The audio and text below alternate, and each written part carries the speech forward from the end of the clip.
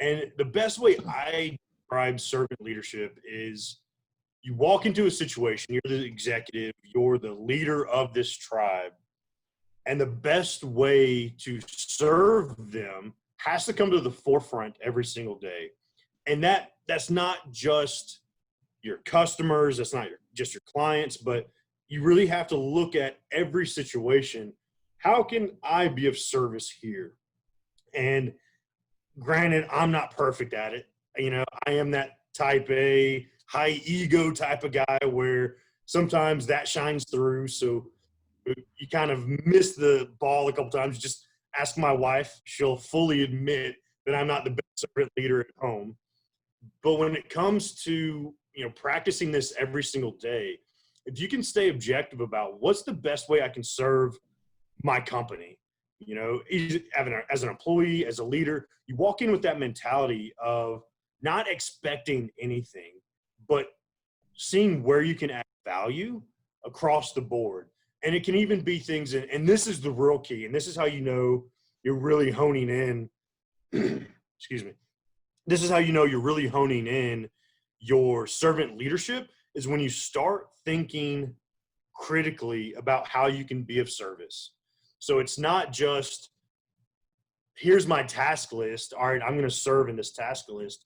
It's, here's my task list, and here's something else I think that would go really well in this task list that I'm going to knock out because it would be of service to whoever needs that. They have to have that trust in me that if I'm saying, go to this location or move 20 feet to your left, they know it's for their best interest, right? So you have to develop that culture, and it started with active listening, honestly. And I'm going to drive that point home so much where, I love it. Situation, I'm 2 months into 2 years into the military when I deployed. My right-hand man was 16 years in the military and 3 deployments. The 3 guys under him both had 8 years of experience. So even though I was the higher ranking guy, I could walk in and just like bull in a china shop and just, well, this is what I want to do because I'm the boss, and put my stamp on it, right? But that doesn't, one, that creates like a terrible work environment for these people that have been doing it 5-10 times longer than I've been doing it, right? But also it completely discredits their experience and everything you're doing. So the way I kind of game plan that was, I'm going to listen to everything they have to say and make sure they feel heard, because that's what's going to buy that trust in the relationship. Make sure that the subordinates or your team feel like their ideas are valid, because I'm actively listening. I'll let them say their entire piece. And this is, of course, in the planning. In a combat situation, it's a little bit different when bullets are flying. But in order to get to that point, you let them voice their entire opinion. You say, I appreciate your insight. I'm going to take this, this, and this because I really like that. But then from my perspective of the bigger overall mission of the military or of the organization, it's like this bigger overarching mission still needs this piece in here. And since I'm the one responsible at the end of the day, I have to make that decision. But you have to listen to those people along the way, even in the military. Otherwise, you're just setting yourself up for failure.